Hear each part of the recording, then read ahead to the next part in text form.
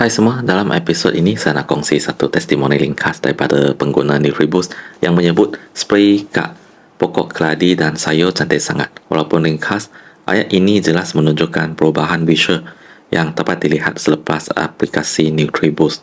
Apabila pelanggan menyebut pokok keladi dan sayur kelihatan cantik, ia biasanya merujuk kepada keadaan daun yang lebih segar, warna yang lebih hidup, berseri dan pertumbuhan yang lebih kemas.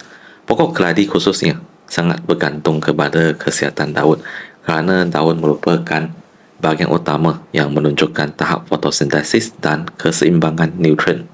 Bagi tanaman sayur pula, respon visual yang baik selalunya menandakan pokok berada dalam keadaan selesa dan tidak tertekan.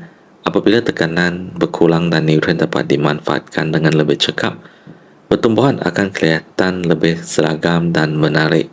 Pengalaman ini selari dengan peranan Nutriboost sebagai sokongan kepada fungsi dalaman pokok yang membantu meningkatkan kecekapan penggunaan nutrien tanpa memaksa pertumbuhan secara mendadak.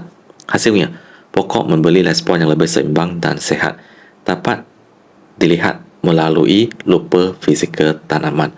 Maklum balas seperti ini mengingatkan kita bahawa perubahan kecil dalam pengurusan nutrien boleh memberi kesan yang ketara. Apabila asas penjagaan betul, hasil yang dapat dilihat dengan jelas pada lupa dan kualiti pokok.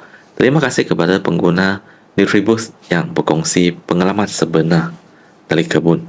Testimoni seperti ini memberi keyakinan kepada pekebun ataupun gardener, home gardening, bahawa pendekatan yang betul akan memberi hasil yang boleh dilihat.